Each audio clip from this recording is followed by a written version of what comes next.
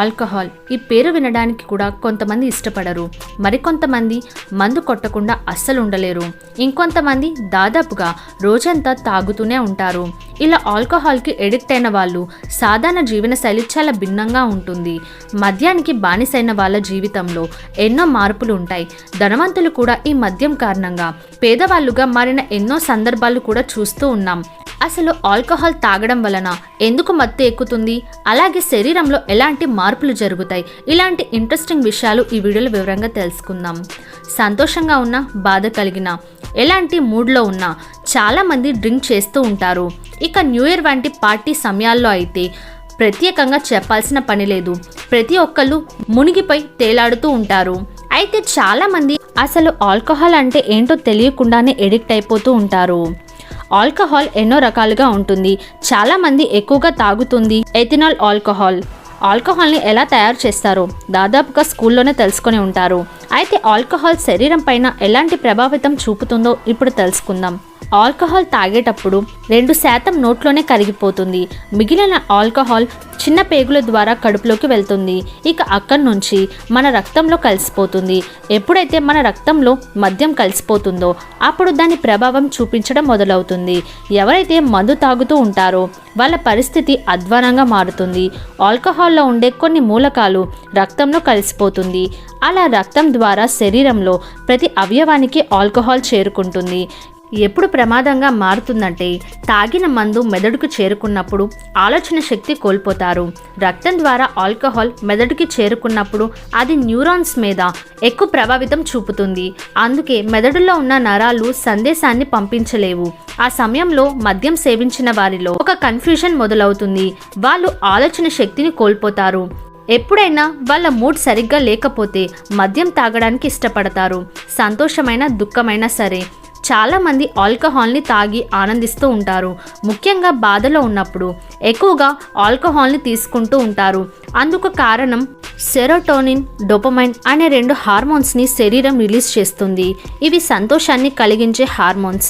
అందుకే మద్యం సేవించినప్పుడు చాలామందికి టెన్షన్ రిలీఫ్గా అనిపిస్తూ ఉంటుంది. ఏదో తెలియని ఆనందం కలుగుతుంది. దీని అన్నిటికీ కారణం ఈ 2 హార్మోన్స్. ఈ హార్మోన్స్ శరీరంలో ఉన్న నొప్పిని కూడా తగ్గిస్తాయి. ఒక వ్యక్తి మందు తాగినప్పుడు ఏదో గొప్ప పని చేసినట్టుగా ఫీల్ అవుతూ ఉంటాడు. అంతేకాదు అతనికి ఎంతో సంతోషం కూడా కలుగుతుంది. అవసరానికి మించి ఆల్కహాల్ తీసుకోవడం వలన శరీరం పట్టుకోల్పోతుంది. అందుకే డ్రింక్ చేసిన వాళ్ళు తూగుతూ కనిపిస్తారు. ఎప్పుడు కూడా 1-2 కంటే ఎక్కువ పెగ్స్ తాగకూడదు. అలా కాకుండా మద్యానికి బానిసైతే మాత్రం చాలా ప్రమాదకరం. మందు ఎక్కువగా తీసుకోవడం వలన కళ్ళు తిరిగి పడిపోతారు. ఇంకొంతమందికి ఎక్కువగా వామిటింగ్స్ కూడా అవుతూ ఉంటాయి. ఇది అత్యంత ప్రమాదకరమైన పరిస్థితి. ఒకసారి ఇలా మద్యం సేవించారంటే వాళ్ళ చుట్టుపక్కల ఏం జరుగుతుందనే విషయం కూడా వాళ్ళకి సరిగ్గా అర్థం కాదు. ఈ మత్తులోనే చాలామంది చేయకూడని తప్పులు కూడా చేస్తూ ఉంటారు. అయితే మీకు ఇక్కడ ఒక సందేహం రావచ్చు, మద్యం వల్ల ఇన్ని నష్టాలు జరుగుతూ ఉంటే జనాలు ఎందుకు ఇంత విపరీతంగా తాగుతున్నారని మీకు అనిపించవచ్చు. ఎక్కువగా మద్యం తాగేవారికి దాని నుంచి వచ్చే ఆనందం వాళ్ళకి వేరే లెవెల్లో ఉంటుంది. దాన్ని ఒకసారి వాళ్ళు ఎక్స్పీరియన్స్ చేశాక మళ్ళీ ఆ ఎక్స్పీరియన్స్ పొందాలి అనిపిస్తూ ఉంటుంది. అందుకే ఆల్కహాల్ తాగే వాళ్ళు మెల్లిమెల్లిగా దానికి ఎక్కువగా ఎడిక్ట్ అవుతూ ఉంటారు. ఇలా ఎక్కువగా ఎడిక్ట్ అయిన వాళ్ళకి సమయానికి మందు తాగకపోతే వాళ్ళకి వామిటింగ్స్ అవుతూ ఉంటాయి. వాళ్ళు స్పృహ కూడా కోల్పోతారు. ఎందుకంటే ఆల్కహాల్ తాగుతూ ఉండడం వలన శరీరం రిలీజ్ చేసే హార్మోన్స్కి వాళ్ళ శరీరం అలవాటు పడిపోతుంది. సమయానికి వాళ్ళ శరీరానికి ఆ హార్మోన్స్ అందకపోతే వాళ్ళకి బ్రెయిన్ సరిగ్గా పనిచేయదు. ఏ పని మీద కాన్సన్ట్రేషన్ చేయలేరు. తలనొప్పితోటి ఇంకా ఏదో కోల్పోయినట్టుగా ఫీల్ అవుతూ ఉంటారు. ఇలాంటి వాటికి దూరంగా ఉండడానికి ఆల్కహాల్కి ఎడిక్ట్ అవుతూ ఉంటారు. ఆ విధంగా మందుకి బానిస అవుతూ ఉంటారు. మనం మంచినీళ్ళు తాగకపోయినా, ఆహారాన్ని తీసుకోకపోయినా మన శరీరం మనకి కొన్ని సంకేతాలను ఇస్తూ ఉంటుంది. అయితే నీరు తాగడం వలన శరీరం పైన ఎలాంటి ప్రభావం ఉండదు.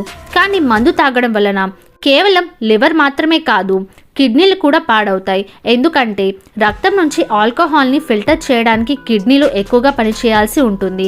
ఎవరైతే దీర్ఘకాలంగా ఆల్కహాల్ని తాగుతూ ఉంటారో వాళ్ళ లివర్ ఫెయిల్ అవుతుంది. కిడ్నీలో సమస్యలు కూడా ఏర్పడతాయి. వాళ్ళు ఎంత ఎడిక్ట్ అవుతారంటే సమయానికి వాళ్ళు మందు తాగకపోతే వాళ్ళకి పిచ్చి పట్టినట్టుగా అనిపిస్తుంది. చివరికి అలా ఎక్కువగా మందు తాగి చనిపోయిన వాళ్ళు కూడా ఎంతోమంది ఉన్నారు. అయితే మద్యానికి బానిస కాకుండా ఉండాలంటే ఏం చేయాలి? సరదాగా కూడా మందు జోలికి వెళ్ళకూడదు. మెయిన్గా కాలేజ్ యువత, ఎందుకంటే దాదాపుగా ఒక ఏజ్ వాళ్ళు సరదా కోసం, పార్టీల కోసం ఫస్ట్ టైం ట్రై చేయాలి అంటూ స్టార్ట్ చేస్తారు. చివరికి దానికి ఎడిక్ట్ అయిపోయి వయసు తేడా లేకుండా లవ్ ఫెయిల్యూర్, ఇంకా జాబ్ లేదంటూ ఏదో ఒక వంక పెట్టి ఎక్కువగా తాగుతూ ఉంటారు. ఒకవేళ హెవీగా డ్రింక్ చేసే వాళ్ళు ఎప్పుడు కూడా ఒక్కసారిగా ఆల్కహాల్ని మానేయవద్దు. ఒకవేళ ఫుల్ బాటిల్ తాగే వాళ్ళైతే సగం బాటిల్ తాగడానికి ట్రై చేయండి. అలా మెల్లిగా తగ్గించుకుంటూ వస్తే ఏదో ఒక రోజు ఈ చెడు అలవాటుని తగ్గించుకోవచ్చు.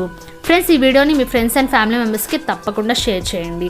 ఫ్రెండ్స్, ఈ వీడియో కానీ మీకు నచ్చినట్లయితే లైక్ చేయండి, షేర్ చేయండి. అలాగే మరిన్ని లేటెస్ట్ అప్డేట్స్ కోసం మా ఛానల్ సబ్స్క్రైబ్ చేసుకోండి. Thank you friends, bye bye.